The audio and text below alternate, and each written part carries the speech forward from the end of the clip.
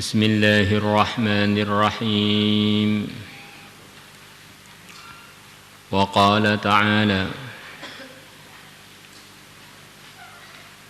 مثل الجنة التي وعد المتقون فيها أنهار من ماء غير آسن وأنهار من لبن لم يتغير طعمه وأنهار من خمر لذة للشاربين وأنهار من عسل مصفى ولهم فيها من كل الثمرات ومغفرة من ربهم كمن هو خالد في النار وسقوا ماء حميما فقطع أمعاءهم مثل الجنة perumpamaannya surga. Perumpamaan maksudnya gambaran gitu. Itu loh ceritanya ini begini ini. Namanya gambaran itu tentu saja tidak menggambarkan secara persis dari segala segi 100%. Yang cukup menggambarkan nikmatnya itu begitu puncak, enaknya itu tidak bisa didapat kecuali di surga.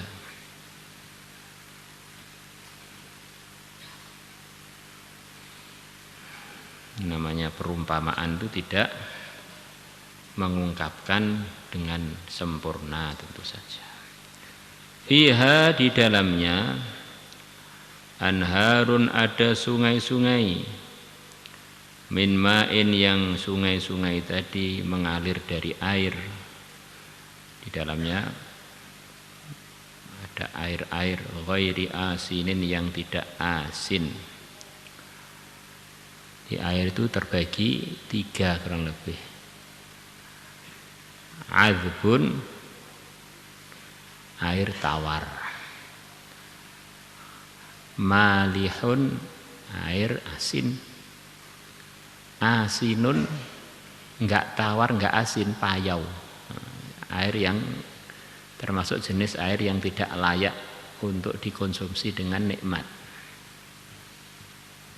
Maknanya air surga itu yang mengalir di sungai-sungainya tadi itu airnya benar-benar enak pol, sangat sempurna dalam enaknya dinikmati. Wa anharum min laban dan sungai-sungai dari susu.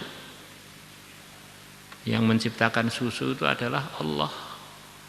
Min baini farthi wadam, Allah keluarkan di antara kotorannya sapi, kambing, dan darahnya pabrik susu yang enak untuk diminum, labanan khaliso, susu murni sa'ighal lisyaribin yang enak untuk diminum oleh orang-orang yang minum. Kalau kita buka kambing, maunya kita sembelih. Terus gak usah kita sembelih lah. Kambing itu hidup-hidupan langsung kita potong putingnya. Kita potong tempat produksi susunya itu. Yang keluar darah, tidak keluar susunya. Ada sistem di dalam tubuhnya kambing perempuan itu, kambing betina, sapi betina. Yang sistem tadi manusia sampai sekarang belum bisa menciptakannya. Pabrik susu alami. Ini Allah telah menampakkan kuasanya mengeluarkan susu dari manusia, dari hewan. Yang mana susu itu begitu dicari di dalam itu kita nggak mendapatkannya. Begitu sudah jadi kita tinggal mengeluarkannya. Maka Allah yang berkuasa mengeluarkan susu dari susu-susu yang ada di hewan dan di manusia itu. Allah berkuasa mengeluarkan susu langsung dari kudratnya, langsung sungai susu. Nah. Sebetulnya kita yang hadir di sini ini secara asbab adalah dari benih yang bernama air sperma, keluar dari min baini sulbi wat taraib, keluar dari badan kita, antara iga-iga kita, antara pinggang kita,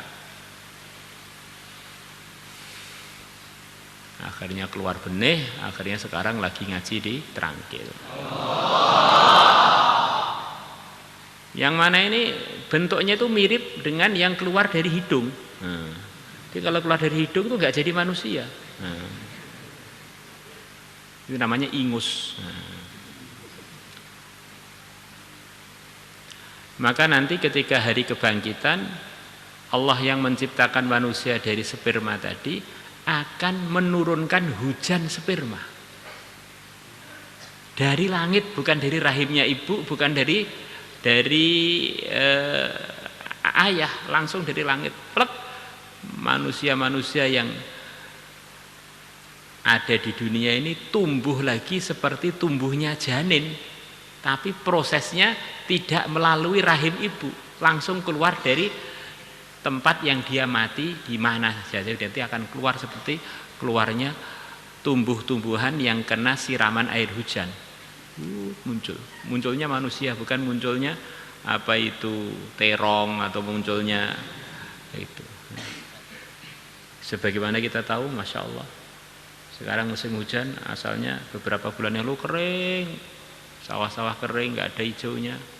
Begitu kesiram hujan, muncul berbagai macam tanaman yang disiramkan air. Ini yang disiramkan sperma, maka yang tumbuh itu manusia. Masya Allah.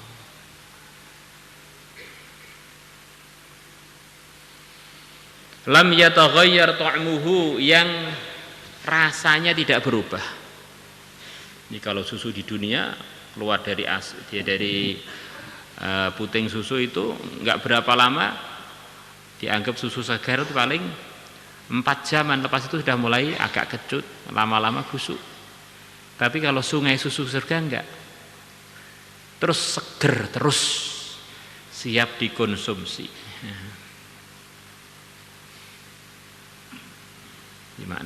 Di antara maknanya bahwa susu itu memang bagian dari nikmat Allah yang tidak tergantikan untuk manusia. Sampai disebutkan nikmat ini akan terus sampai ke surga. Banyak peneliti-peneliti herbal mengatakan susu itu enggak cocok untuk manusia. Susu sapi cocoknya untuk sapi, susu kambing cocoknya untuk kambing. Ya karena penelitiannya belum tuntas. Ya. Ini susu itu sampai di surga itu terus akan dijadikan bagian dari kenikmatan khusus untuk orang-orang surga. Ini begitu pentingnya susu bagi manusia. Begitu kita lahir bukan disiapkan air putih, disiapkan air susu. Air susu ibu kita. Sudah siap 2 botol susu untuk setiap bayi. La ilaha illallah. Wa anharum min khamr, dan sungai-sungai yang dari khamr, dari arak. Di khamr itu aslinya dari anggur. Ini namanya khamr itu minuman khamr yang memabukkan itu aslinya, yang asli itu adalah yang terbuat dari anggur. Kalau selain anggur itu pengembangan. Maksudnya namanya khamr itu aslinya bahannya ya anggur itu. Akhirnya ada dari tape, cap topi miring. Itu sudah istilahnya hasil percobaan.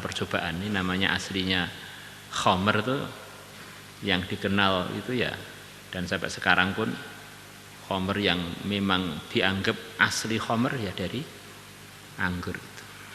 Maka khamr di sini ditafsiri sungai-sungai dari khamr, maksudnya dari perasan-perasan anggur itu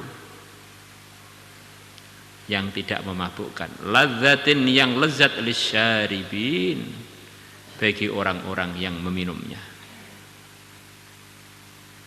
Orang iman suruh bersabar sebentar, enggak boleh minum khamr di dunia. Nanti disiapkan di akhirat dia minum khamr sepuasnya tanpa perlu mabuk. Karena mabuk itu adalah kehinaan. Kita ini jadi manusia itu ya dianggap ada harganya karena masih punya otak. Maka kalau orang merusak otaknya dengan minum khamr, dengan narkoba, itu benar-benar sudah jadi seperti hewan, tapi berkaki dua, bisa ngomong.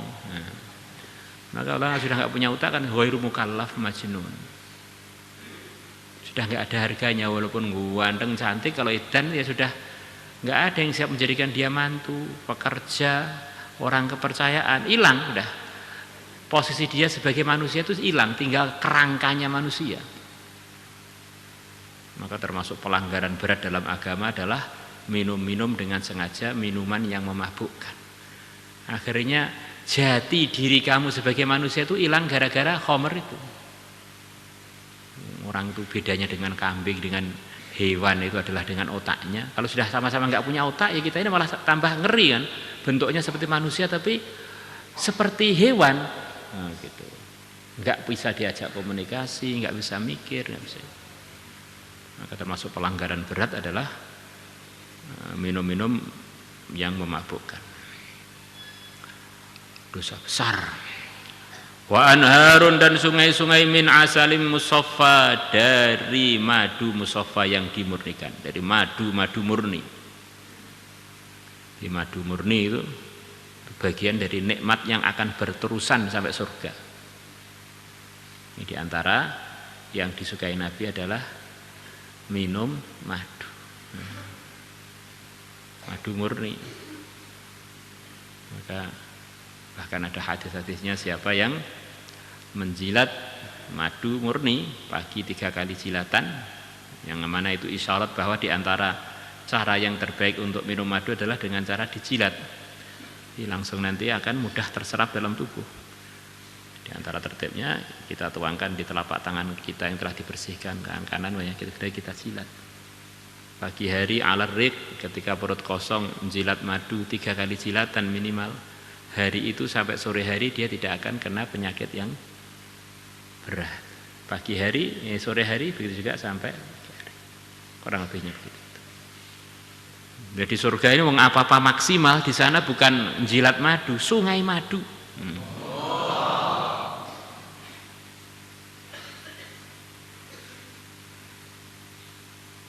Sekarang banyak beredar madu, lah keasliannya itu ya sebagian asli, sebagian tidak. Tentu saja yang banyak manfaatnya fihi syifa'ul linnas, di dalam madu ada kesembuhan bagi manusia, itu ya madu asli itu.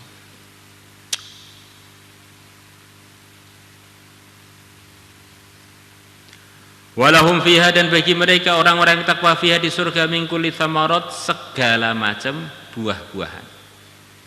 Ini termasuk nikmat yang diulang-ulang di dalam sekian banyak ayat Quran. Nikmat surga adalah thamarat, fakihah, thamarat, buah-buahan. Maka buah-buahan itu jelas di dalamnya itu ada kemanfaatan-kemanfaatan yang sampai diulang-ulang penyebutannya dalam Al-Quran. Bahkan itu akan dikekalkan menjadi bagian nikmatnya surga. Wa maghfiratum mir rabbihim, dan mereka mendapatkan ampunan dari Tuhannya, sudah diampuni semua kesalahan. Kaman huwa khalidun finnar, apakah orang takwa yang begitu beruntungnya mendapatkan kenikmatan-kenikmatan yang begitu banyak dan begitu sempurna tadi, kekal lagi, diridhoi Allah lagi, seperti orang yang ditakdirkan masuk neraka kekal abadi. Wasuku ma'an hamimah, dan mereka di neraka diminumi air yang begitu panas. Paksa paksa minum. Sebetulnya itu air panas itu sebetulnya kemaksiatan yang mereka kerjakan di dunia itu. Omong yang melanggar, makan yang haram. Apalagi mau pilpres ini banyak beredar uang-uang remeng-remeng. Faqat ta'a am'a'ahum, maka air panas tadi memotong-motong usus-usus mereka.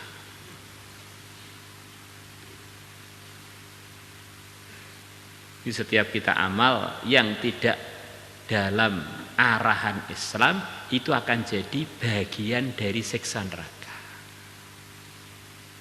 Maka kita amal itu harus benar-benar bisa ngontrol diri kita.